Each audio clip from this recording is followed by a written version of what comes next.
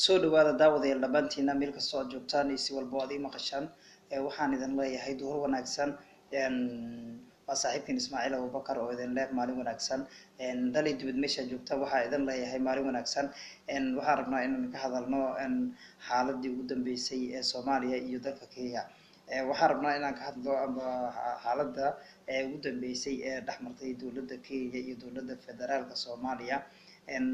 wararkii ugu dambeeyay waxa ay sheegayaan in saacadii lasoo dhaafay dowladda federaalka Soomaaliya ay war ka soo saartay hadalkii ka soo yeeray dowladda Kenya kaasoo ahaa in safiirkeedii ku sugnaa Soomaaliya ay u yeertay danjirihii Soomaaliya u fadhiyay dalka Kenya ay ka soo cirday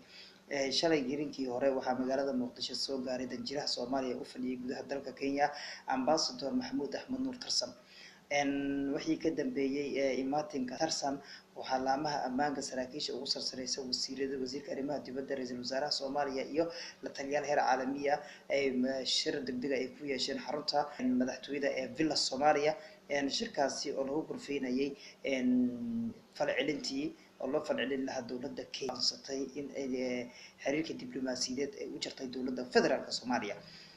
marka waxaan jeexjeexinay aan qodobada aan soo gudbin kamid ah markii aan dhinac walba aan ka fiirinay hadalkii laga sugayay dowladda federaalka ee Soomaaliya laga dhor sugayayba waxa ay ka soo saar lahayd ayaa dowladda federaalka waxa ay war ka soo saartay hadalkii ama mowqifka ay qaadatay dowladda Kenya isla markaana ay ku xirtay ama ay hakisay xiriirka diblomaasiyadeed ee u dhexeeyay dowladda federaalka Soomaaliya iyo dowladda Kenya dowladda Kenya ayaa waxa ay si gardaro ah uga xadgudbay shuruucda caalamiga ah iyo tan madaxbannaanida Soomaaliya marka madaxda ugu sareysa dalka ayaa ka hadashay waxa ay tiri in dowladda Kenya waxay sameysay ay tahay wax ay ku degdegtay aan loo baahnayn beegto dowladda Kenya arrintaasna ay tahay waa arrin laga xumaado dowladda Kenya shaqo kuma laha bay dhaheen bay tiraahday dowladda Soomaaliya xaaladda gudaha arrimaha gudaha Soomaaliya balse waxay sheegtay in dowladda Kenya ay ku andacootay shidaalkii qaar kamid ah ay lahayd dowladda Kenya kilowatt ay lahayd in dowladda Soomaaliya ku darsatay isla markaana ay ka xaraashtay bay tiri amba xaraash ay u geysatay bay tiri magaalada London ee dalka Ingiriiska oo dhawaan shir ugu furmay hay'adihii baarista ku hayay shidaalka Soomaaliya oo saxminayay iyo madax ka tirsan dowladda federaalka Soomaaliya dowladda Kenya waxa ay marmarsiiyay ambeynaysa ay marxabaanaysa dacwadii ka tiilay muranbadeedka ee maxkamadda caalamiga ICJ ee fadhigeedu yahay Holland ay ku doonaysay inay baajiso marka dowladda Soomaaliya waxa ay sheegtay in marnaba aanan yeeli doonin in taaga kamid ah Soomaaliya kheyraadkeeda iyo biyaheedaba aan lagu soo xadgudbi karin marnaba aysan ka yeeli doonin balse xiriirka caalamiga ama midka diblomaasiyadeed ee u dhexeeya dowladaha Kenya iyo Soomaaliya waa in mid caadi laga dhigaa balse waxay tiri dowladda Soomaaliya kuma maqna weerarna kuma ahan bay tiri dowladda Kenya balse waxa ay ilaashanaysaa oo kaliya kheyraadka dalka kheyraadka Soomaaliya iyo badaha Soomaaliya xuduudaha inay soo afjirta ay yiraahdeen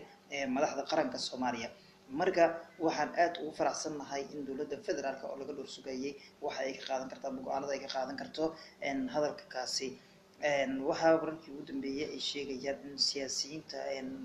aad u dhaliilsan dowladda federaalka boqolkiiba 25 kamid ah ay hadeertaan ay u muuqdaan inay garab siinayaan dowladda federaalka maadaama mucaaradka dowladda ka soo horjeeda uu yahay mucaarad siyaasadeed oo siyaasadda dowladda ka soo horjeeda ama ka fikir duwan balse marka culays midkan oo kale dibadda kaga yimaada dowladda federaalka loo baahan yahay inay dowladda ay la saftaan qaar kamid ah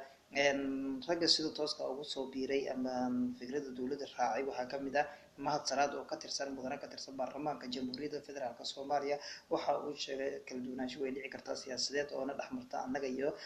dowladda dhexe balse markii ay xaaladda tani cakiran ay timaado waxa loo baahan yahay in hal meel ugu soo wada jeesto sidaas ayay sheegeen siyaasiyiinta ka soo jeeda dowladda federaalka Soomaaliya dowladda laftigeedu waxa war ay ka soo saari doontaa wixii ugu dambeeyay iyo xaaladda iyo sidii heerka diblomaasiyadeed ee Kenya iyo Soomaaliya